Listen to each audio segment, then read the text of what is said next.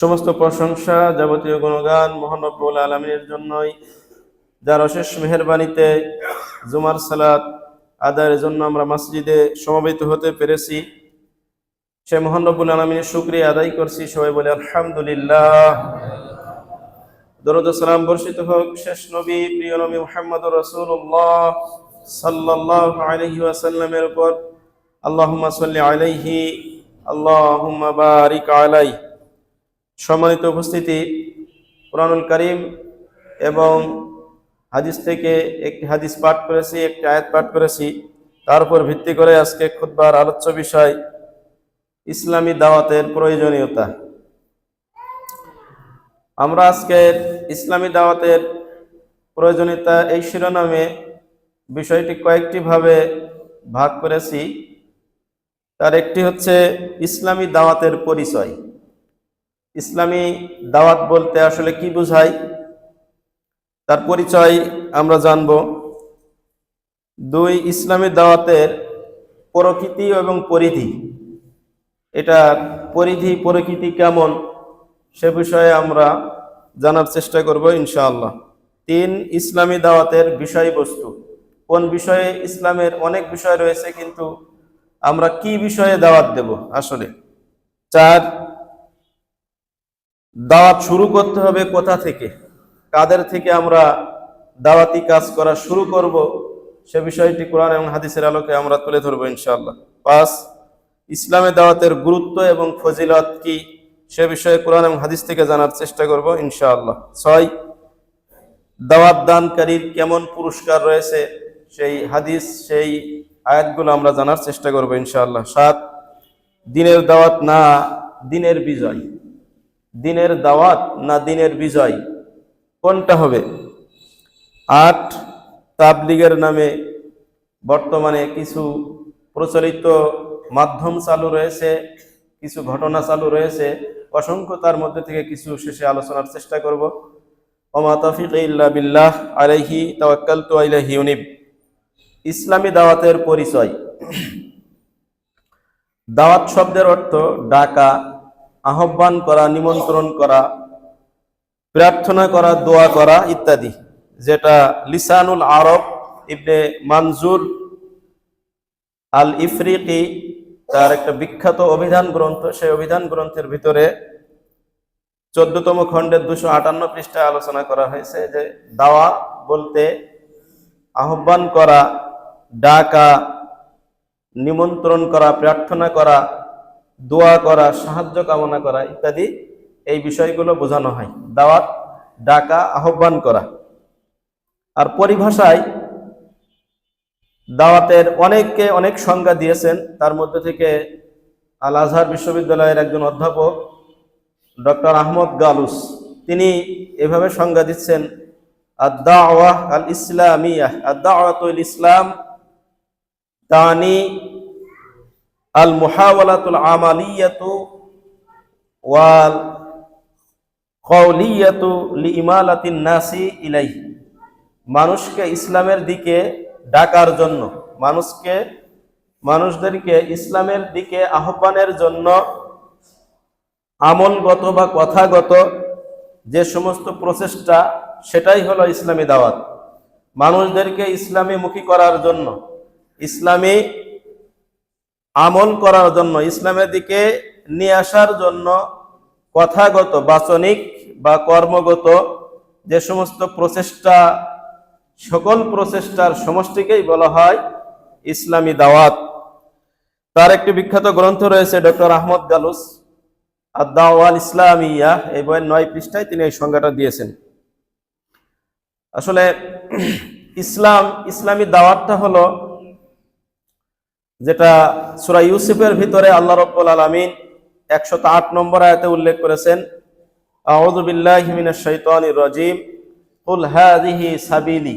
আল্লাহ বলছেন, হে রাসূল আপনি বলে দিন, হাযিহি সাবিলি, এটা হলো আমার পথ, আদউ ইলাল্লাহ, আমি আল্লাহর দিকে আহ্বান করি, আলা বাসীরাতিন আনা ওয়া মান ইত্তাবাআনি, জাগ্রত জ্ঞান সহকারে, দলিল প্রমাণ সহকারে, ওহির আলোকে আমি এবং আমার যারা অনুসারী সকলেই আমরা এই পথে আহ্বান করি দলিল প্রমাণের ভিত্তিতে, কোনটা ওহী আর কোনটা ওহী নয়, কোনটা কোরআন কোনটা হাদিস স্পষ্টভাবে জেনে বুঝে তারপরে এই পথের দিকে মানুষকে আমি এবং আমার যারা অনুসারী তারা আহ্বান জানাই। তাহলে ইসলামী দাওয়াত হলো যে সুস্পষ্ট ওহী যেটা কোরআন যেটা হাদিস, কোনটা কোরআন কোনটা হাদিস এটা স্পষ্ট জানার পরে আলা বাসীরাতিন স্পষ্টভাবে জেনে শুনে বুঝে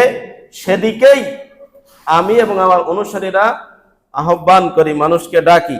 আদউ মানে আমি দাওয়াত দেই।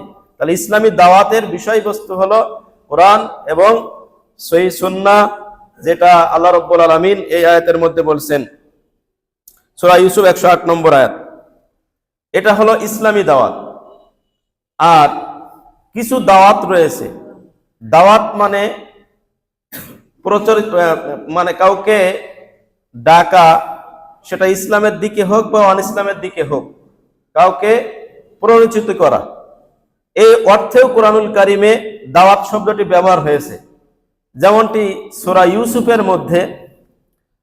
ইউসুফের মধ্যে এসেছে 33 নম্বর আয়াতে আল্লাহ রাব্বুল আলামিন সেখানে উল্লেখ করেছেন, ক্বালা রাব্বিস সিজনু আহাব্বু ইলাইয়া মিম্মা ইয়াদউনানি ইলাই। এটাও দাওয়াত, যে ইউসুফ আলাইহিস সালামকে যিনি যে বাদশার বাড়িতে ছিলেন তাকে কোরআনুল কারিমে আজিজ বলা হয়েছে, ইমরাত আজিজ।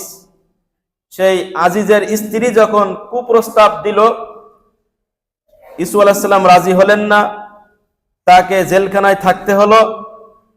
তারপরেও দলবল সহ মহিলারা আবার প্রস্তাব দিল, যে জেলখানায় যাওয়ার আগে আবার প্রস্তাব দিল যে তার সাথে কুকর্ম করার জন্য। তখন ইউসুফ আলাইহিস সালাম বললেন, ক্বালা রব্বি আসিজনু আহাব্বু ইলাইয়া মিম্মা ইয়াদউনানি ইলাই। এরা যে আমার সবাই আমাকে যেদিকে ডাকছে, যেদিকে আমাকে দাওয়াত দিচ্ছে, এই দাওয়াত গ্রহণ করার চেয়ে জেলখানায় থাকা এটা আমার জন্য অনেক উত্তম, এটাই আমার কাছে অনেক প্রিয়। তাহলে সব দাওয়াত গ্রহণ করা যাবে না, সব দাওয়াত ভালো দাওয়াত নয়। এই দাওয়াত মানে তারা যে প্ররোচিত করছে আমাকে, তারা যে পাপের দিকে আমাকে প্ররোচিত করছে, আমাকে ওদিকে উদ্বুদ্ধ করছে, সেদিকে আমাকে ধাবিত করছে, আহ্বান জানাচ্ছে, এই দাওয়াতটা গ্রহণ করার চেয়ে ওদিকে আমার যাওয়ার থেকে জেলখানায় বন্দী থাকা আহাব্বু ইলাইয়া, এটা আমার কাছে অনেক ভালো অনেক প্রিয়।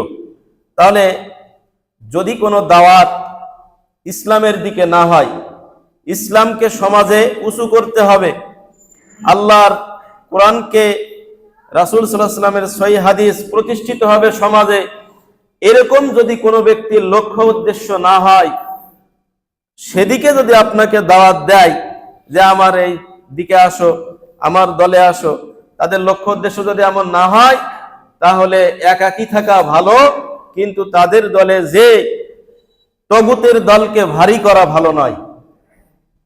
তাগুতের দল মানে আল্লাহ দ্রোহিতার দল। এক আল্লাহর দল হিজবুল্লাহ, আল্লাহর দল, আর একটা হচ্ছে তাগুতের দল অজতানিবুত তাগুত, যেটা আলোচনা আমরা একটু পরে করব ইনশাআল্লাহ। তো এখানে আরেকটা যে পথটা আল্লাহর পথ নয়, এমন পথের দিকে আহ্বানের কথা কোরআনের আরো এক জায়গায় এসেছে, সূরা মুমিনের ভিতরে। সূরা মুমিন এই সূরার 41 নম্বর আয়াতে বলা হয়েছে, ইয়া কওমি মালি আদউকুম ইলান নাজাত ওয়া তাদউনানি ইলান নার। এক ব্যক্তি, ইমানদার ব্যক্তি, তার সম্পর্কে সূরা মুমিন 41 নম্বর আয়াতে আল্লাহ বলছেন, ইয়া কওমি, হে আমার জাতি, মালি, কি হলো, আদউকুম ইলান নাজাত, আমি তোমাদেরকে নাজাতের দিকে আহ্বান করছি, জান্নাতের দিকে আমি তোমাদেরকে ডাকছি, দাওয়াত দিচ্ছি, ওয়া তাদউনানি ইলান নার, তোমরা সবাই আমাকে জাহান্নামে নিয়ে দাওয়াত দিচ্ছ। কি হলো, কোনটা সত্য কোনটা মিথ্যা এটা যাচাই বাছাই করার মতো মানুষ সেই বহু আগে থেকে খুব অভাব। অন্যায়ের পথে, অসত্যের পথে, তাগুতের পথে, আল্লাহ দ্রোহিতা যারা কাজ করে, এদের লোক সব সময় বেশি। কুরআনুল কারীম দেখলে সেটা বোঝা যায় যে আমি একা তোমাদেরকে ডাকছি আল্লাহর দিকে, ইলান নাজাত, মুক্তির দিকে, জান্নাতের দিকে তোমাদেরকে ডাকছি। ওয়া তাদউনা, তোমরা সবাই মিলে আমাকে ডাকছো ইলান নার, জাহান্নামের দিকে। তাহলে দাওয়াত দুই ধরনের, এক ইসলামী দাওয়াত, দুই তাগুতের দাওয়াত, শয়তানের পথের দাওয়াত। এখন একটা হলে সিরাতে মুস্তাকিমের পথে দাওয়াত, আর একটা হচ্ছে তার দুই পাশে শয়তানের পথ।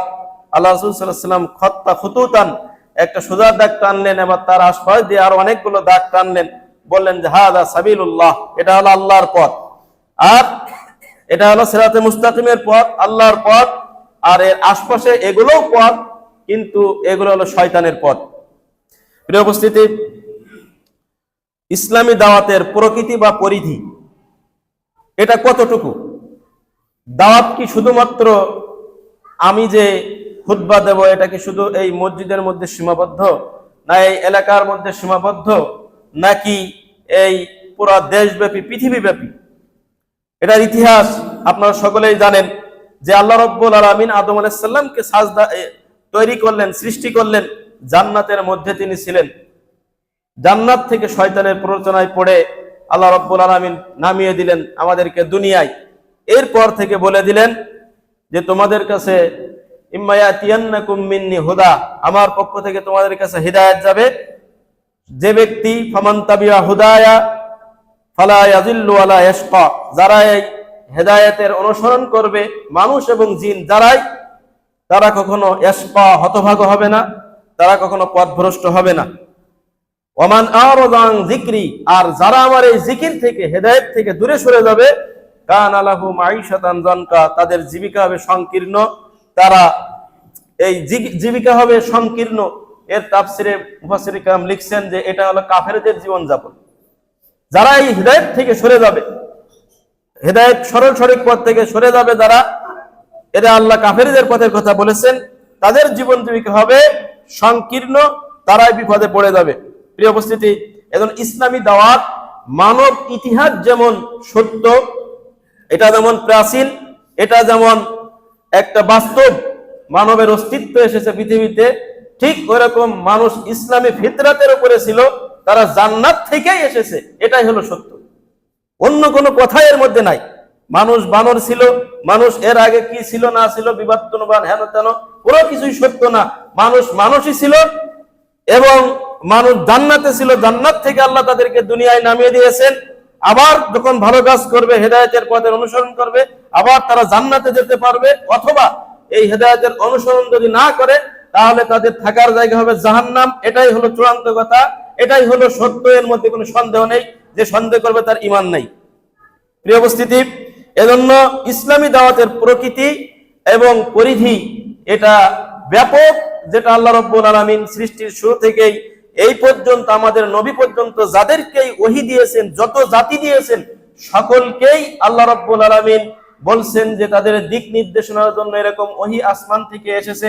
আল্লাহ রাব্বুল আলামিন সূরা নামলের মধ্যে উল্লেখ করেছেন 36 নম্বর আয়াত, ওয়ালাকাদ বাসনা ফি কুল্লি উম্মাতি রাসূল আলিয়াবুদুল্লাহ ওয়াজতানিবুত তাগুত। আল্লাহ রাব্বুল আলামিন বলেছেন ওয়ালাকাদ বাসনা ফি কুল্লি উম্মাতি রাসূলা, প্রত্যেক জাতিকে হেদায়েতের জন্য তাদের কাছে আমি রাসূল প্রেরণ করেছি, তাদেরকে কোনটা সঠিক পথ কোনটা বেঠিক পথ এটা দেখিয়ে দেওয়ার জন্য, তাদেরকে সঠিক পথের সন্ধান দেওয়ার জন্য, সন্দেহ দূর করার জন্য আমি প্রত্যেক যুগে রাসূল প্রেরণ করেছি। এবং এটা নির্দেশ দিয়েছি, রাসূলের মাধ্যমে তাদেরকে এই মেসেজ দিয়েছি, আনি ইবুদুল্লাহ, একমাত্র আল্লাহর ইবাদত করবে, ওয়াজতানিবুত তাগুত, তাগুত শয়তান এবং আল্লাহ দহি যারা শক্তি রয়েছে তাদেরকে বর্জন করে আল্লাহমুখী হবে, এক আল্লাহর ইবাদত করবে।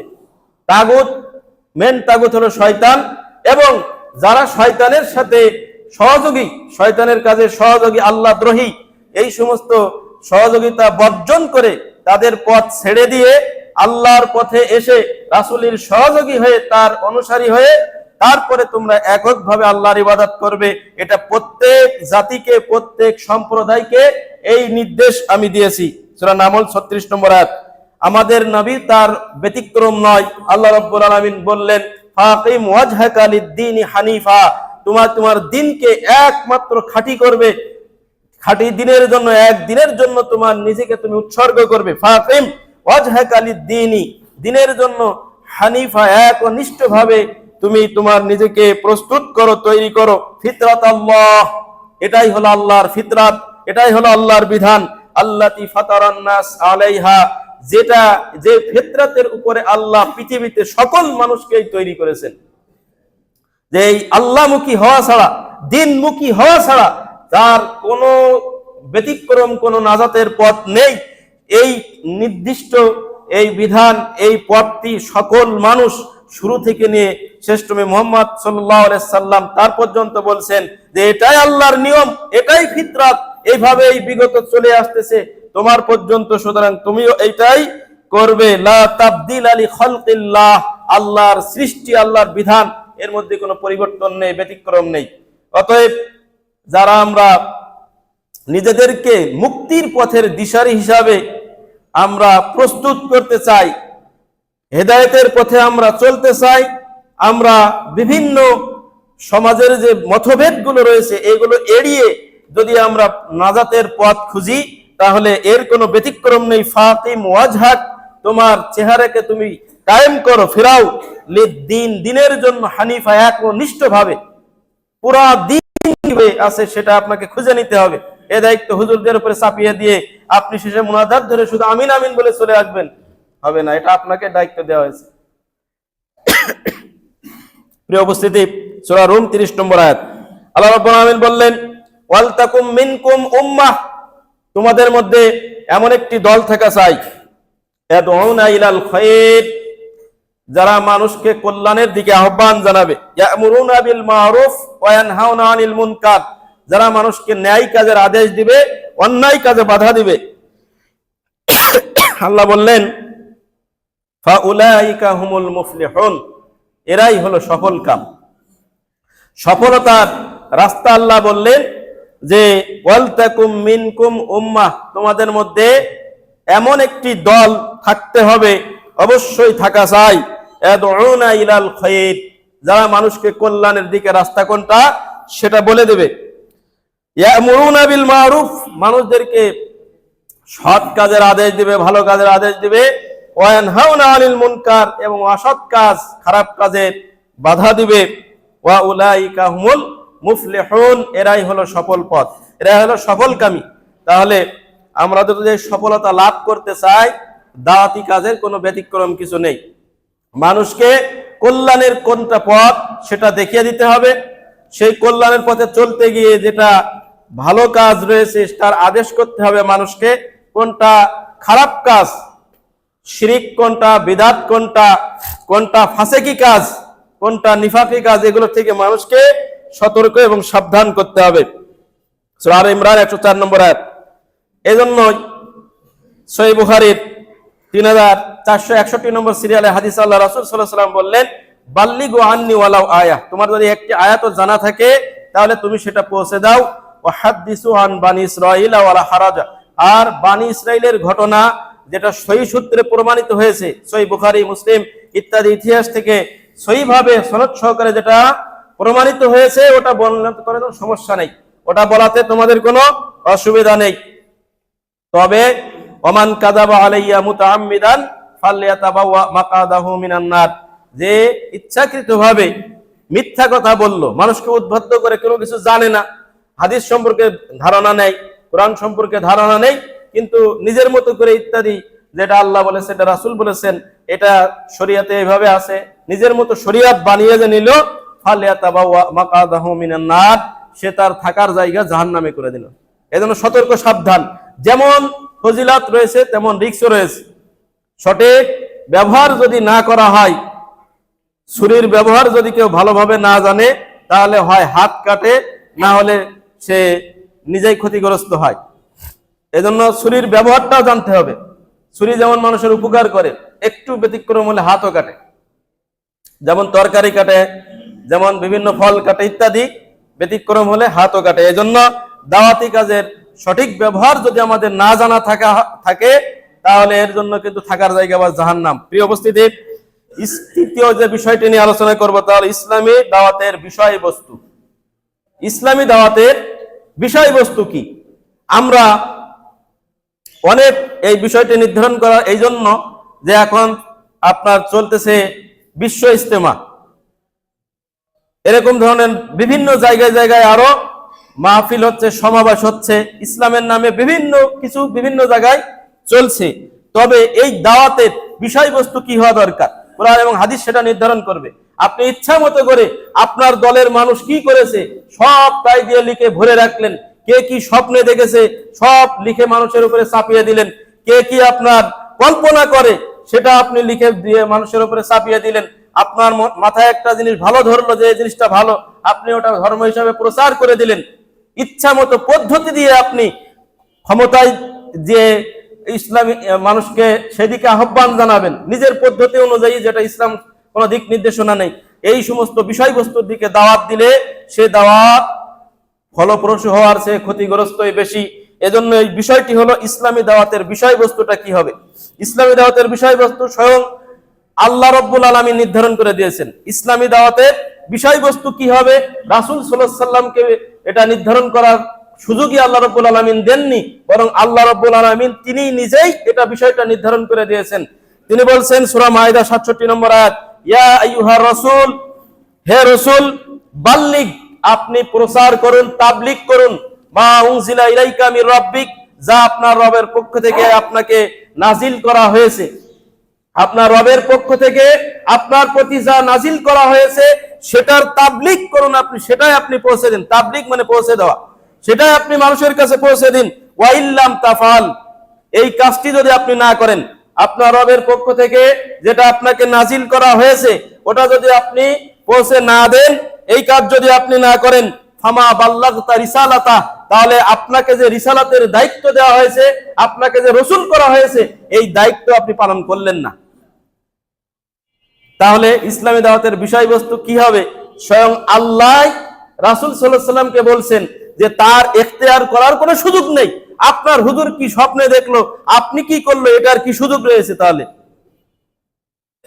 কোথায় আপনি কি স্বপ্নে পেলেন, তার কি দাম আছে? যেখানে রাসূল সাল্লাল্লাহু আলাইহি সাল্লামকে বলা হচ্ছে যে যদি আপনি আপনার এই দায়িত্ব, রিসালাতের দায়িত্ব যেভাবে আপনাকে দেওয়া হয়েছে ওটা আপনি পৌঁছে না দেন, তাহলে আপনি রিসালাতের দায়িত্বই পালন করলেন না।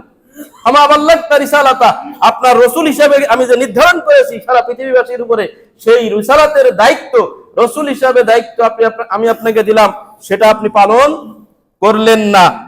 আল্লাহু ইয়াসিমুকা মিনান নার, যথাযথভাবে যদি আপনি এই রিসালাতের দায়িত্ব পালন করেন, যে দায়িত্ব আপনাকে দেওয়া হয়েছে, যে ওহী আপনাকে করা হয়েছে, ওটা যদি আপনি যথাযথভাবে মানুষের কাছে পৌঁছে দেন, আল্লাহু ইয়াসিমুকা মিনান নার, নাস, আল্লাহ আপনাকে মানুষ থেকে রক্ষা করবেন, মানুষের শত্রুতা থেকে, মানুষের কুমন্ত্রণা থেকে, বদনজর থেকে, মানুষের যে সমস্ত ষড়যন্ত্র রয়েছে তা থেকে আল্লাহ আপনাকে রক্ষা করবেন। ইন্নাল্লাহা লা ইয়াহদিল কওমাজ জালিমিন, কাফিরিন, আল্লাহ রাব্বুল আলামিন যারা কাফের সম্প্রদায় তাদেরকে আল্লাহ হেদায়েত দান করেন না। কেউ যদি ইচ্ছা করে কুফরির সাথে নিজেকে জড়িয়ে নেয়, আল্লাহ তাকে হেদায়েত দিবেন না। কেউ যদি কুফরি মতবাদ, কুফরির সাথে ইচ্ছা করে নিজেকে সম্পৃক্ত করে, আল্লাহ বলেন ইন্নাল্লাহা, নিশ্চয় আল্লাহ, লা ইয়াহদি, তিনি হেদায়েত দিবেন না, কওমাল কাফিরিন, যারা কাফের, কাফেরদের সাথে যারা থাকে তাদেরকে আল্লাহ হেদায়েত দিবেন না। সূরা মাইদা 67 নম্বর আয়াত। আল্লাহ রাব্বুল আলামিন আরো স্পষ্ট করেছেন অন্য আয়াতে যে কোন দিকে, কোন বিষয়ের দিকে দাওয়াত দিতে হবে। উদু, আপনি ওয়াদহু, আপনি দাওয়াত দিন, আপনি আহ্বান করুন, ইলা রাব্বিকা, আপনার রবের দিকে, আপনার রবের দিকে আপনি ডাকেন, দাওয়াত দেন আপনার রবের দিকে। ওয়ালা তাকুনান্না মিনাল মুশরিকিন, আপনি মুশরিকদের অন্তর্ভুক্ত হবেন না। কারণ মুশরিকরা সত্যটা জানলেও তারা সত্যটা প্রচার করে না, সত্যটা তারা মানে না, সত্যকে গোপন রাখে, ওটাকে অস্বীকার করে, অবহেলা করে। সুতরাং সঠিক জানার পরে আপনি সেটা মেনে নিয়ে আপনার রবের দিকে ডাকেন, আপনি মুশরিকদের সহযোগী হবেন না, আপনি মুশরিকদের সহযোগী হবেন না। আজকে দেখা যাচ্ছে যে বহু যারা দাওয়াতি কাজ করছে এই আয়াতের অন্তর্ভুক্ত হয়ে যাচ্ছে, যে সঠিকটা জানার পরে রবের দিকে ডাকছে না, বিভিন্ন দলের দিকে, বিভিন্ন মতের দিকে বিভিন্ন পথের দিকে, এই দিকে মানুষকে আহ্বান জানাচ্ছে, কিন্তু ওয়াদউ ইলা রাব্বিক, রবের দিকে ডাকানো হচ্ছে না। রবের দিকে না ডাকার কারণে মুশরিকদের মূলত সহযোগিতা করা হয়। একটা হলো রবের পথ, যখন আপনি রবের পথের দিকে না ডাকবেন তখন আপনি তো মুশরিকদের দলই ভারী করবেন। এই জন্য আল্লাহ বলছেন ওয়ালা তাকুনান্না মিনাল মুশরিকিন, মুশরিকদের সহযোগী আপনি হবেন না। যখন রবের দিকে আপনি না ডাকবেন, রবের পথ সেটা না হবে, ওটাই তো কাফেরের পথ, ওটাই তো মুশরিকের পথ, এর বিপরীত পথটাই হলো মুশরিকের পথ। একজন বলছে যে আমি কিছুই করি না, আমি সবার সাথে আছি। আপনি সবার সাথে কার সাথে আছেন? তাহলে আপনি কারোর সাথে নেই। আপনি যখন আল্লাহর সাথে একনিষ্ঠভাবে, আলাদাভাবে, খাঁটিভাবে না থাকতে পারবেন, তখন আপনি সবার সাথে মানে মুশরিকদের সাথে আছেন। মুশরিকদের সাথে আল্লাহ রাব্বুল আলামিন বলছেন ওয়ালা তাকুনান্না, নিষেধ করেছেন ওয়ালা তাকুনান্না মিনাল মুশরিকিন, মুশরিকদের সহযোগী হবেন না, তাদের সাথে থাকবেন না, একমাত্র আল্লাহর পথকেই বেছে নিতে হবে। ওয়াদউ ইলা রাব্বিক, রবের দিকে, একমাত্র রবের দিকে। সূরা কসাস 87 নম্বর আয়াত। আল্লাহ রাব্বুল আলামিন সূরা নাহাল 125 নম্বর আয়াতে বলছেন উদউ ইলা সাবিলি রাব্বিক, তুমি তোমার রবের দিকে ডাকো, বিল হিকমাহ, বিল হিকমাহ, কোরআনের আয়াত দিয়ে, দলিল দিয়ে, ওহী দিয়ে। বিল হিকমা এক অর্থ হলো ওহী দিয়ে, কোরআন দিয়ে, ওহী দিয়ে, সত্য দিয়ে। ওয়াল মাউইযাতিল হাসানা, এবং সুন্দর ব্যবহার দিয়ে। ওয়াজাদিলহুম বিল্লাতি হিয়া আহসান, এই কোরআন হাদিস, উত্তম ব্যবহার, আদর্শ, এটা দিয়ে যদি আপনি মানুষকে ডাকেন, এটা নিয়ে যদি আবার কেউ বিতর্ক করতে আসে আপনার সাথে, তর্ক বিতর্ক করে, তাহলে জাদিলহুম বিল্লাতি হিয়া আহসান, সুন্দর পন্থায়, ভালোভাবে তার সাথে বিতর্ক করো। রবের এই ওহীর দাওয়াত নিয়ে, রবের দাওয়াত নিয়ে সেটা। কিন্তু আজকে দুর্ভাগ্য বিষয় যে আমরা এই রবের পথ কোনটা, এই পথটা খুঁজে নিতে গিয়ে মানুষ এর সাথে কত কিছু জড়িয়ে দিচ্ছে, যেটা যার কারণে আমাদের মতভেদ বেড়েই চলেছে। প্রিয় উপস্থিতি, সূরা নাহাল 125 নম্বর আয়াত। আল্লাহ রাব্বুল আলামিন বলছেন ফাআলাম আন্নাহু লা ইলাহা ইল্লাল্লাহ, দাওয়াত দিতে হবে, তাওহীদের দাওয়াত, তাওহীদের দাওয়াত দিতে হবে। প্রথমে আল্লাহ ছাড়া সত্য কোনো মাবুদ নেই, এই দাওয়াত দিতে হবে। প্রথমে জানতে হবে, আল্লাহর সম্পর্কে জানতে হবে। ফাআলাম, আগে আপনি জানুন, আন্নাহু লা ইলাহা ইল্লাল্লাহ, আল্লাহ ছাড়া প্রকৃতপক্ষে কোনো মাবুদ নেই, কোনো সত্য মাবুদ নেই। এই আয়াতের তাফসীর করতে যে ইমাম বুখারী রাহিমাহুল্লাহ, তিনি তার সহিহ বুখারীর মধ্যে বলছেন, সহিহ বুখারীর মধ্যে তিনি বলছেন যে আল ইলমু ক্বাবলা আল কওলি ওয়াল আমাল, যে আল ইলমু, জ্ঞান অর্জন করাটা বেশি জরুরি। আল ইলমু, জ্ঞান অর্জনটা বেশি জরুরি। ক্বাবলা আল কওলি ওয়াল আমাল, কোন কথা বলার পূর্বে বা নিজে আমল করার পূর্বে, কাউকে দাওয়াত দেওয়ার পূর্বে, কাউকে নিজে আমল করার পূর্বে, যে একটা আমল আমি করব, সেই আমলের পূর্বে জ্ঞান অর্জন করাটা জরুরি। আমি একটা মানুষকে দাওয়াত দেব, সেই দাওয়াতের আগে আমাকে জ্ঞান অর্জন করাটা জরুরি। এটা ব্যাখ্যা করছেন ইমাম বুখারী রাহিমাহুল্লাহ তার সহিহ বুখারীর 20 পৃষ্ঠার মধ্যে, যে আল ইলমু, জ্ঞান অর্জন করাটা ফরজ, জরুরি। ক্বাবলাল কওলি, কথা বলার পূর্বে, দাওয়াত দেওয়ার আগে। আজকে আমাদের অনেক ভাই রয়েছে যে তাবলিগে যাচ্ছি, প্রচারে যাচ্ছি। তাবলিগ মানে প্রচার। আপনি নিজেই তো জানেন না কিছু, তাহলে প্রচার কি? তালিমে যাচ্ছি, বলেন যে আমি শিখার জন্য যাচ্ছি। আগে তো জ্ঞান অর্জন ফরজ, আগে জ্ঞান অর্জন ফরজ। ইমাম বুখারী রাহিমাহুল্লাহর এই কথা অনুযায়ী যে আগে তালিম ফরজ, তালিম মানে শিক্ষা লাভ করা, তারপরে হলো নিজে আমল করা, তারপরে আছে তাবলিগ করা, পরে পৌঁছানো। কারণ কেউ যদি আপনাকে কিছু বলে, ওয়াজাদিলহুম বিল্লাতি হিয়া আহসান, উত্তম পন্থায় তাদের সাথে বিতর্ক করতে বলা হয়েছে। যখন আপনি দাওয়াত দিবেন, মতভেদ তৈরি হতে পারে, তখন তাকে সুন্দরভাবে বোঝাতে হবে, সেটা হবে জাদিলহুম বিল্লাতি হিয়া আহসান, সুন্দর পন্থায় সেটার উত্তরও দিতে হবে, বোঝাতে হবে, শিখাতে হবে। কিন্তু আপনি নিজেই কিছু জানেন না, তাহলে কি জানাবেন কিভাবে? এজন্য যেটা আপনার দাওয়াত দিতে হবে মানুষকে, ওই বিষয়টা আগে জ্ঞান অর্জন করতে হবে, ওই বিষয়ে আগে জ্ঞান অর্জন করতে হবে। এজন্য ওই জ্ঞানটা আল্লাহর পক্ষ থেকে কিনা, রাসূলের কিনা, সেজন্য কিন্তু আবার আল্লাহ রাসূল সাল্লাল্লাহু আলাইহি ওয়াসাল্লাম বলে দিচ্ছেন, বাল্লিগু আন্নি, আমার থেকে পৌঁছে দাও। বাল্লিগু, তোমরা পৌঁছে দাও, আন্নি, আমার কাছ থেকে। আপনার যদি একটা হাদিস জানা থাকে, অনেক সাহাবীর আমরা হাদিস গ্রন্থে পেয়েছি যে তাদের সারা জীবনে একটা হাদিস রয়েছে, তারা একটা হাদিস বর্ণনা করেছেন সারা জীবন। তো প্রিয় উপস্থিতি, তো আপনারও যদি এরকম একটা রাসূলের হাদিস জানা থাকে তাহলে আপনি প্রচার করাতে সমস্যা নেই, আননি ওটা রাসূলের থেকে হতে হবে। কিন্তু আপনি কে বলেছেন জানেন না, এটা কার কথা, এটা কোনো সাহাবীর কথা নাকি তাবের কথা না কোনো ইমামের কথা, এটা কোথা থেকে এসেছে আপনি কিছুই জানেন না, আপনি এটা প্রচার করবেন কি, আপনি নিজেই আমল করবেন কি? এজন্য আল ইলমু ক্বাবলাল কওলি ওয়াল আমাল, জ্ঞান অর্জন করাটা জরুরি কথা বলার এবং নিজে আমল করার আগে। প্রিয় উপস্থিতি, এই মূলনীতি যদি আমাদের মনে থাকে তাহলে আমাদের দাওয়াতের বিষয় যে কোরআন এবং হাদিসের যে পয়েন্টে কথা বলছি, কোরআন সহিহ হাদিসের জ্ঞান আমাদের অর্জন করতে হবে। সালামাতা ইবনে আকওয়া রাদিয়াল্লাহু তাআলা আনহু তিনি বলেন, সামি'তু নবী সাল্লাল্লাহু আলাইহি ওয়াসাল্লাম ইয়াকুল, আল্লাহ রাসূল সাল্লাল্লাহু আলাইহি ওয়াসাল্লামকে আমি বলতে শুনেছি, তিনি বলেন, যে ব্যক্তি মাইয়াকুল আলাইয়া, যে ব্যক্তি আমার নামে কোনো কথা তৈরি করে বলল, মালাম আকুল, যে কথা আমার নয়, আমি যে কথাটা বলিনি, সেই কথা যদি কোনো ব্যক্তি আমার নামে, যেটা রাসূল সাল্লাল্লাহু আলাইহি ওয়াসাল্লাম বলেছেন অথচ রাসূল সাল্লাল্লাহু আলাইহি ওয়াসাল্লাম বলছেন যে আমি ওটা বলিনি, এখন এইটা যদি আমার নামে কেউ চালিয়ে দেয়, যদি কেউ বলে, তাহলে এর ফল হচ্ছে আল্লাহ রাসূল সাল্লাল্লাহু আলাইহি ওয়াসাল্লাম বললেন, ফালিয়াতাবাওয়া মাকআদাহু মিনান নার, সে যেন তার থাকার জায়গা জাহান্নামে বানিয়ে নিল। নাউযুবিল্লাহ মিন যালিক, আল্লাহ আমাদেরকে হেফাজত করুন, বলেন আমিন। এজন্য জ্ঞান অর্জন করা, বই পড়া, কে কি বলছে এটা খেয়াল না করে আপনি বুখারী আছে, মুসলিম আছে, হাদিসের গ্রন্থ আছে, নির্ভরযোগ্য যে সমস্ত বইগুলো রয়েছে সেই বইগুলো পাঠ করে বিশুদ্ধভাবে জানার চেষ্টা করা, এটাই হলো ইলম।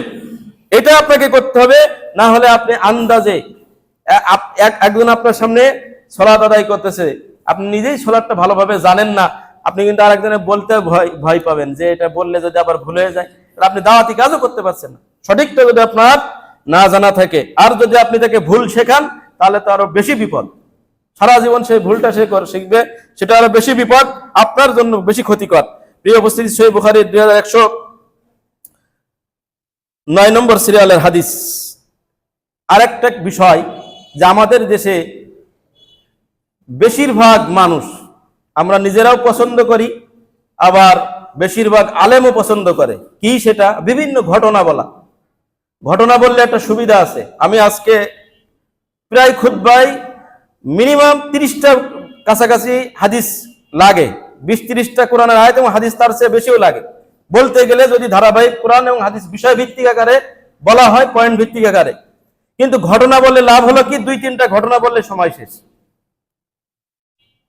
এটা হলো হুজুরদের একদিনে যদি তারা 2টা প্রোগ্রাম নেয় তাদেরও সুবিধা, আবার আপনারাও খুশি যে একজন বলছে এ হুজুর খুব ভালো, কেন, এ হুজুর ভালো হাসাতে পারে, তাই হুজুর কেন নিয়ে আসছেন, জোকার নিয়ে আসেন, সে তো ভালো হাসাতে পারবে বেশি।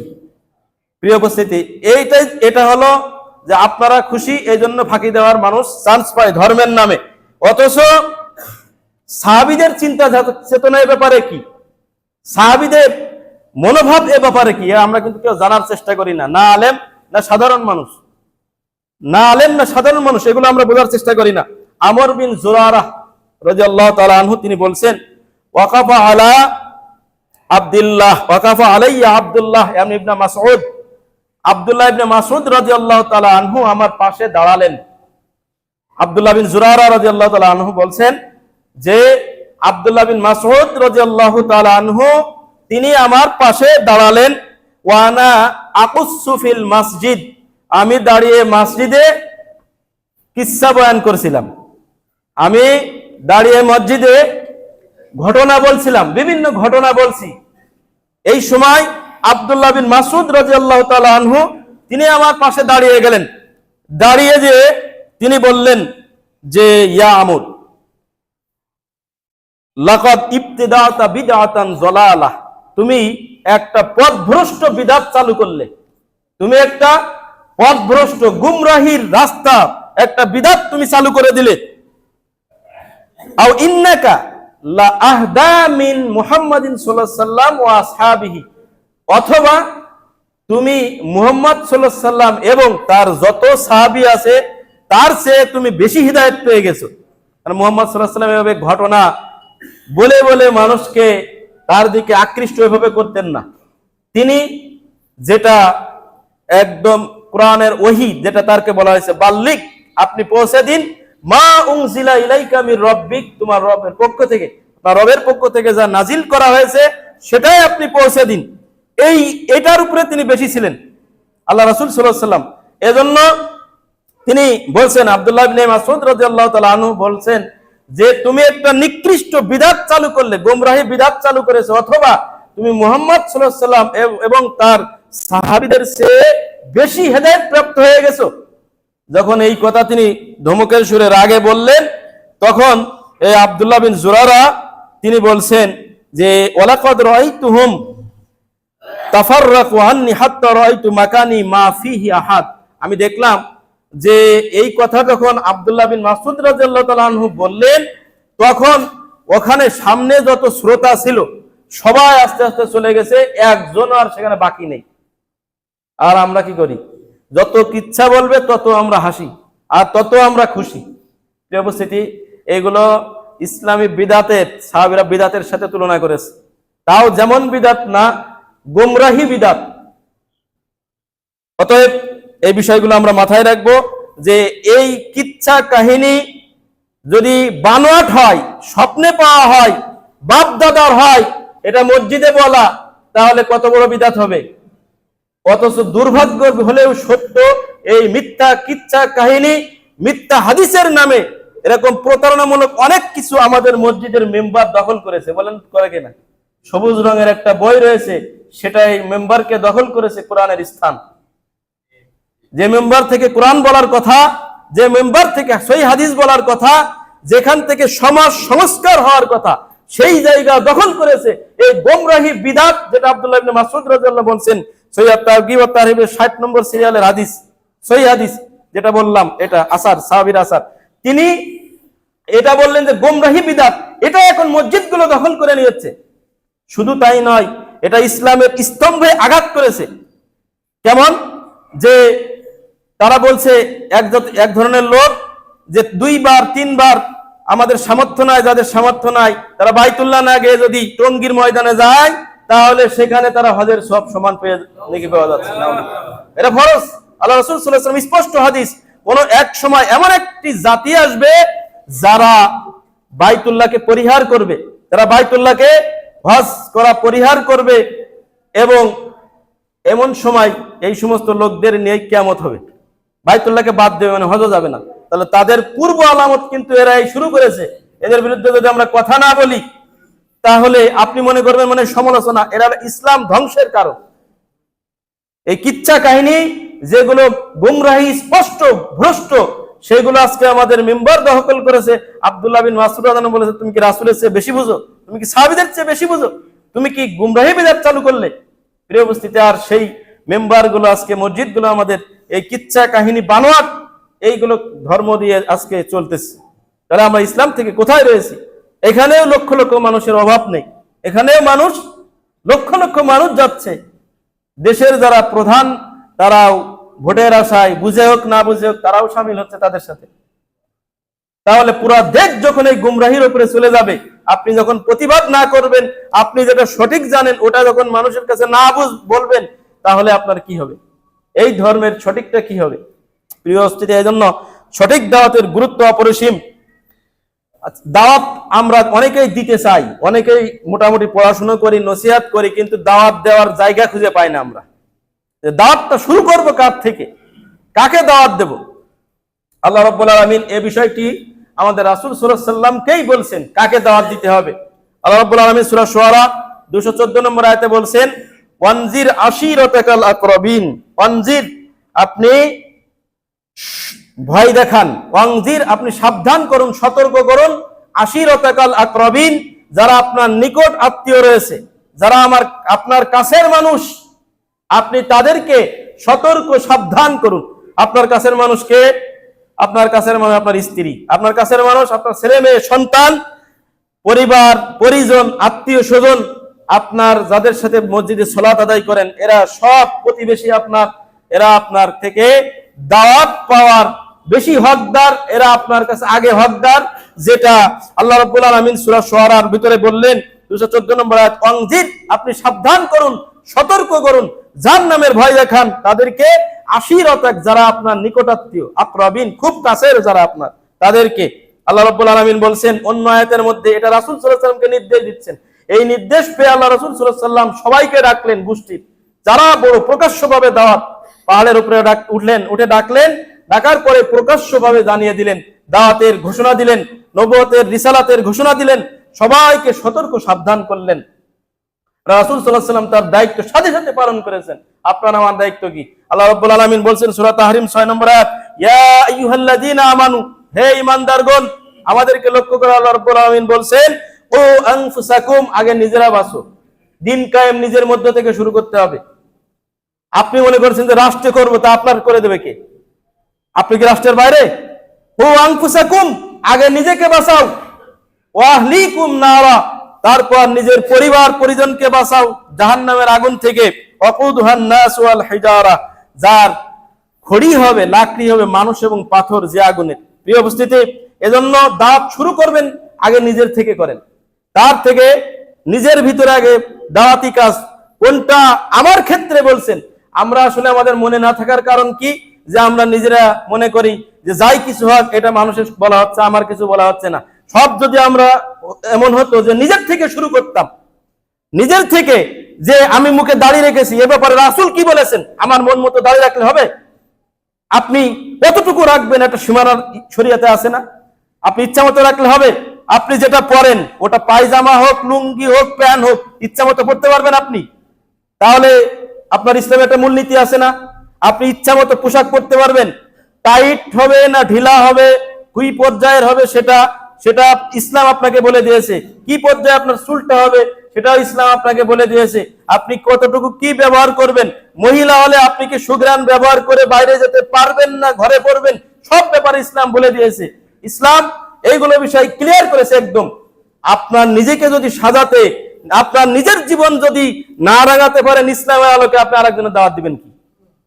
কারণ আপনি নিজেই তো শরীয়ত বোঝেন না, আপনার মধ্যে যদি ত্রুটি থাকে, তাহলে আপনি আরেকজনের দাওয়াতটা দিবেন কিভাবে? কারণ তাকে তো জাহান্নাম থেকে বাঁচানোর জন্য আপনি দাওয়াতটা দিবেন।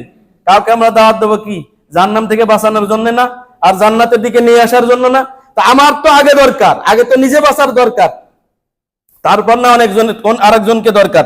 আগে যদি আমার নিজেরটা ক্লিয়ার হয়ে যায়, ওটা আমি আরেকজনের বললে তো ইসলামী দাওয়াত এটাই হয়ে গেল। আল্লাহ রাব্বুল আলামিন এটা এই পরিবারকে ঠিক করার, পরিবার নসিহত করার শুধু আমাদের নবীকে দাওয়াত সেটা দেননি, শুধু আমাদের নবীর উপরে দাওয়াত দেননি, বরং এই দাওয়াত, আগের দাওয়াত, এই দাওয়াত পুরাতন দাওয়াত, প্রাচীন দাওয়াত, শুধুমাত্র রাষ্ট্র ক্ষমতায় গেলে মানুষকে বাড়ু ঝাড়ু ঠিক করব, এই দাওয়াত নতুন ভাবে আপনি চিন্তা করলে হবে না।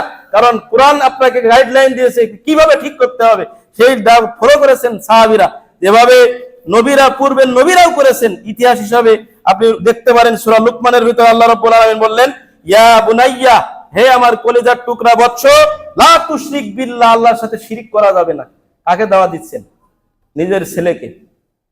লুকমান হাকিম তিনি তার নিজের ছেলেকে বলছেন, লা তুশরিক বিল্লাহ, আল্লাহর সাথে কারো শিরক করা যাবে না। ইন্না শিরকা লা যুলমুন আযীম, শিরিক মহাপাপ। শিরিক মহাপাপ। শিরিক কি? শিরিকের অনেকে আমরা বুঝি যে আমরা আহলে হাদিসরা শিরিক করি না। শিরিক মনে রাখতে হবে, ইন্না শিরকা লা যুলমুন আযীম, এটা শিরিক হলো জুলুম, এবং জুলুমের মধ্যে সবচেয়ে বড় জুলুম হলো এটা। তো আমরা যদি জুলুম করি তাহলে আমরা শিরিক করি, যদি আমরা জুলুম করি শিরিক করি আমরা। আর জুলুমের সংজ্ঞার মধ্যে আল্লামা জুরজানি তিনি বলছেন, ওয়াজউ শাইই ফি গায়রি মাহাল্লিহি, যার হক তাকে না দেওয়াটাই হলো শিরিক। এই লোকটার এই অধিকার, এটা তার প্রাপ্য, আমি যদি তাকে না দিয়ে আরেকজনকে দিয়ে দেই তাহলে আমি জুলুমকারী, আমি শিরিককারী, আমি জুলুমকারী, আমি শিরকের একটা পাপ আমার রয়েছে। কারণ কি? জুলুমটাও কিন্তু শিরিক, এটা মনে রাখতে হবে যে জুলুম তাহলে শিরিক। শিরিক জুলুম হলো কিভাবে? শিরিক জুলুম হলো এভাবে যে যাবতীয় ইবাদত পাওয়ার হকদার একমাত্র আল্লাহ, যাবতীয় ইবাদত পাওয়ার হকদার একমাত্র আল্লাহ, সেই অধিকার যখন আমি আরো কাউকে দিচ্ছি, সেই ইবাদতের কোনো কিছু যদি আমি অন্য কাউকে দিচ্ছি তাহলে এটাই হবে শিরিক। ঠিক ওরকম ভাবে যে হকটা যার পাওয়া দরকার তাকে না দিয়ে অন্য কাউকে যখন আমি দিচ্ছি তখন এটা হয়ে যাচ্ছে জুলুম। প্রিয় উপস্থিতি, ইমাম জুরজানি রাহিমাহুল্লাহ এইভাবে তিনি ব্যাখ্যা করেছেন। তারপর দেখেন যে লুকমান হাকিম তিনি আরো দাওয়াত দিচ্ছেন, ইয়া বুনাইয়া, হে আমার কলিজার টুকরা ছেলে, আকিমিস সালাত, তুমি সালাত প্রতিষ্ঠা করো, সালাত কায়েম করো। তার মানে কি? সালাত আমার নিজের পড়া লাগবে না। সালাত কায়েম করো মানে কি? আমি যখন বলছি যে আকিমুদ্দিন, দিন কায়েম করো, তখন আপনি নিশ্চেন যে রাষ্ট্রে কায়েম করতে হবে, তার মানে দিন আপনার মধ্যে পালন করা লাগবে না। এখানে আল্লাহ রাব্বুল আলামিন বলেছেন যে ইয়া বুনাইয়া, লুকমান হাকিম বলছে হে বৎস, আকিমিস সালাত, সালাত কায়েম করো। তাহলে ছেলে সালাত কায়েম করবে না, সমাজের সবাইকে বলবে সালাত পড়ো, তাই তো? রাষ্ট্রে সালাত প্রতিষ্ঠা করতে হবে কিন্তু আমি পড়বো না, এরকম কিছু না। তিনি এই ছোট বাচ্চাকে বলছে তোমাকে সালাত পড়তে হবে। আকিমুদ্দিন মানে আকিমুদ্দিন ফি নাফসি, তোমার নিজের মধ্যে তুমি আগে দিন পালন করো, তারপরে কপালে থাকলে রাষ্ট্রে যাবে, সেটা দায়িত্ব আল্লাহ রাব্বুল আলামিনের। এই পয়েন্টটা আমরা আলোচনা করব, সামনে আরো কয়েকটা পয়েন্ট রয়েছে। প্রিয় উপস্থিতি, এখানে আল্লাহ রাব্বুল আলামিন সূরা লুকমান 17 এবং 18 নম্বর আয়াতে বললেন যে দিন কায়েমের শুরু করতে হবে, দিনের দাওয়াত শুরু করতে হবে নিজের থেকে, নিজের পরিবার পরিজন থেকে, প্রতিবেশী থেকে, আত্মীয় স্বজন থেকে, কাছের মানুষ থেকে, যেটা আমরা এই কয়েকটি আয়াত থেকে স্পষ্টভাবে জানতে পারলাম। দিনের দাওয়াতের গুরুত্ব এবং ফজিলত এ বিষয়ে একটা খুতবা হয়, তো আমি সংক্ষেপে বলছি যে এটার ফজিলত অনেক বেশি। এটার ফজিলত বর্তমান সময়ে যতগুলো বিষয় রয়েছে তার মধ্যে সবচেয়ে অন্যতম, যে গুরুত্বের দাবিদার, যে বিষয়টি আলোচিত হওয়ার দরকার, সবার বেশি বেশি আগে আসা দরকার, সেটা হলো দিনের এই দাওয়াতটা। আল্লাহ রাসূল সাল্লাল্লাহু আলাইহি ওয়াসাল্লাম স্পষ্ট করেছেন। আব্দুল্লাহ বিন মাসউদ রাদিয়াল্লাহু তাআলা আনহু তিনি বললেন, ইন্নাল ইসলামা বাদা গরিবান, ইসলাম যখন শুরু হয়েছে খুব কম সংখ্যক মানুষ ইসলাম চিনত। কি চিনত? ইসলাম চিনত খুব কম সংখ্যক মানুষ। ওয়া সায়াউদু কামা বাদা, এমন হয়ে যাবে অচিরেই, এমন হয়ে যাবে খুব শীঘ্রই, বেশি দূরে নয়, যে ইসলাম চিনবে, ইসলাম চিনবে, ইসলাম জানবে খুব কম সংখ্যক মানুষ। তাহলে বাংলাদেশে এত মানুষ কি ইসলাম চেনে না? সঠিক ইসলাম চেনা খুবই কঠিন রয়েছে, সঠিক ইসলাম বোঝা খুবই কঠিন রয়েছে। আপনি নামে মুসলিম, কিন্তু আপনি ইসলামের কিছুই জানেন না। ইসলামের কোন দোয়া কালামে আপনার মুখস্থ নেই। ইসলামের সালাত হলো 5 ওয়াক্ত প্রতিদিন সবচেয়ে বেশি ইবাদত করা। মুসলিম জীবনের একটা ইবাদত হলো আপনার সালাত।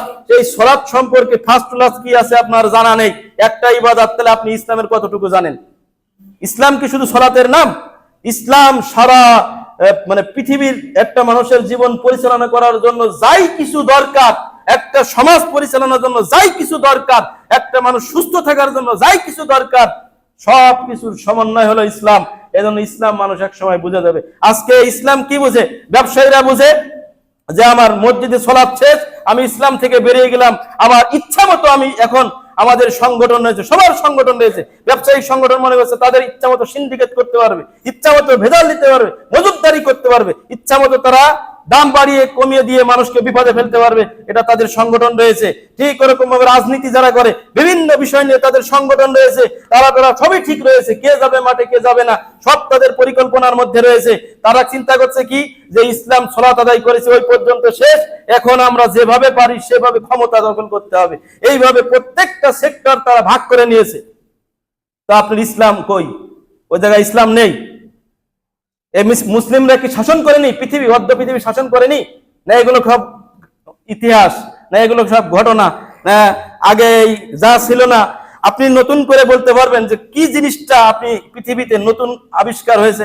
সব জিনিস কিন্তু ইসলামের ভিতরে কোনো না কিছু একটা নমুনা রয়েছে আমাদের, আমরা শুধু সেগুলোকে আর সুন্দর করেছি। এই যে প্রাইস টেস্ট গুলোর আলোচনা আমরা গত জুমায়ও শুনেছিলাম, যে এগুলো আগের মানুষ করেছে, তারা যে কিভাবে করেছে ওটার মানে এখন ওটা কিভাবে তারা করেছে ওটা পরীক্ষা করার জন্য যে মেশিন গুলো, সেগুলো এখন আমরা আবিষ্কার করতে ব্যর্থ হয়েছি। মানে তাদের সভ্যতা আরো এত উন্নত ছিল যে তারা এটা কিভাবে করেছে সেই নিশ্চয়তা আবিষ্কার করতে, সেই তথ্যগুলো লিপিবদ্ধ করতে আমাদের বিজ্ঞানীরা ব্যর্থ, জানেই না যে এটা কিভাবে বানিয়েছে। তা আপনি আমরা কি মনে করতেছি এই যুগে ইসলাম চলে না? বলেন কি আপনি, এই যুগে ইসলাম চলে না? এখন কি আমরা কিছুই জানি না? আপনি কি জানেন? আমরা কয়জন মানুষ কি জানি? এত বেশি কি জানি?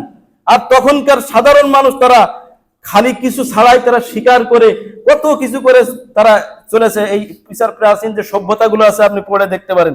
প্রিয় উপস্থিতি, তখন এইভাবে চলেছে। আর আপনি বলছেন যে আজকে আমাদের সমাজে এইগুলো চলে না, অনেক পুরাতন হয়ে গেছে। তো হাদিসটার অনুবাদ আমি বলি, আল্লাহ রাসূল সাল্লাল্লাহু আলাইহি ওয়াসাল্লাম বলছেন যে সাউদু কামা বাদা, ইসলাম বেশিরভাগ মানুষ চেনবে না, জানবে না, অপরিচিত হয়ে যাবে অচিরেই।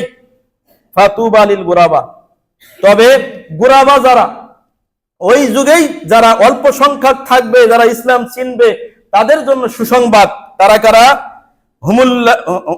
মানহুম ইয়া রাসূলুল্লাহ, প্রশ্ন করলেন যে তাহলে তারা কারা, যে ইসলাম অল্প সংখ্যক মানুষ চিনবে, তারা কারা? আল্লাহ রাসূল সাল্লাল্লাহু আলাইহি ওয়াসাল্লাম বললেন, আল্লাযিনা ইউসলিহুনা, যারা সংস্কারক হবে।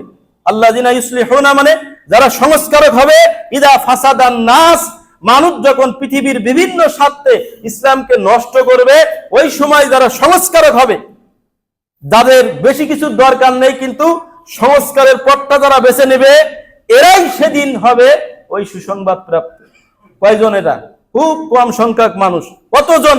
আপনি মনে করেন যে এত এত মানুষ অমুকের মাহফিলে যাচ্ছে, এত মানুষ অমুকের সম্মেলনে যাচ্ছে, এত মানুষ অমুক ইসে জমা হচ্ছে, ময়দানে জমা হচ্ছে। প্রিয় উপস্থিতি, এখান থেকে সংস্কারমূলক পথটা যারা বেছে নিবে, আপনিও থাকতে পারেন তার মধ্যে। আল্লাহ রাসূল সাল্লাল্লাহু আলাইহি ওয়াসাল্লাম নির্দিষ্ট করেননি। যদি আপনি এই সংস্কারের পথটা বেছে নিতে পারেন, আল্লাহ রাসূল সাল্লাল্লাহু আলাইহি ওয়াসাল্লাম বললেন যে ফাতুবা, এদের জন্য সুসংবাদ। এই সময় এখনো আসবে, কিয়ামতের আগে আসবে। আল্লাহ রাসূল সাল্লাল্লাহু আলাইহি ওয়াসাল্লামের এই ভবিষ্যৎবাণী যদি আমরা মাথায় রাখি, সিলসিলা সহিহা 1273 নম্বর হাদিস, অনেকটি বর্ণনায় আল্লাহ রাসূল সাল্লাল্লাহু আলাইহি ওয়াসাল্লাম বলছেন, জাবের রাদিয়াল্লাহু তাআলা আনহু বলেন, সাইয়্যিদুশ শুহাদা হামজা ইবনে আব্দুল মুত্তালিব, পৃথিবীর সবচেয়ে সম্মানিত শহীদ হলেন হামজা ইবনে আব্দুল মুত্তালিব। সবচেয়ে শহীদদের নেতা, শ্রেষ্ঠ শহীদ হলেন হামজা ইবনে আব্দুল মুত্তালিব, আল্লাহ রাসূল সাল্লাল্লাহু আলাইহি ওয়াসাল্লামের চাচা। ওয়ারাজুলুন কামা ইলা ইমামিন জাইরিন, আর ওই ব্যক্তিও তার মতো সেরকম সম্মানী শহীদ, যে ব্যক্তি দাঁড়ালো কামা ইলা ইমামিন জাইরিন, কোন অত্যাচারী, যে ন্যায় বিচার পছন্দ করে না, সঠিক কথা তার সামনে বললে সে তার বিভিন্ন সমস্যা হয়, নিশ্চিত জানা আছে যে লোকের সামনে ন্যায় কথা বললে এর রিয়াকশন আসবেই। এরকম জেনে যে লোকটা আমারাহু ওয়া নাহাহু, তাকে ভালো কাজের আদেশ দেয়, অসৎ কাজে নিষেধ করে, সমালোচনা করে, তার যে ভালোটার নির্দেশ দেয়, খারাপটা থেকে তাকে নিষেধ করে, ফাকাতালাহু, এই অপরাধে তাকে হত্যা করে ফেলেছে, তাহলে সে ব্যক্তিও সেরকম শহীদ। সুবহানাল্লাহ। তো যারা ন্যায় কথা বলে এরকম যুগে যুগে নিহত হয়েছেন, জালেম সরকারের বিরুদ্ধে কথা বলে, যে যুগে হোক না কেন সেটা, যারাই নিহত হয়েছেন তারাও কিন্তু সেরকম শহীদ। জিনিসটা আমাদেরকে মাথায় রাখতে, আল্লাহ আমাদের কবুল করুন, বলুন আমিন।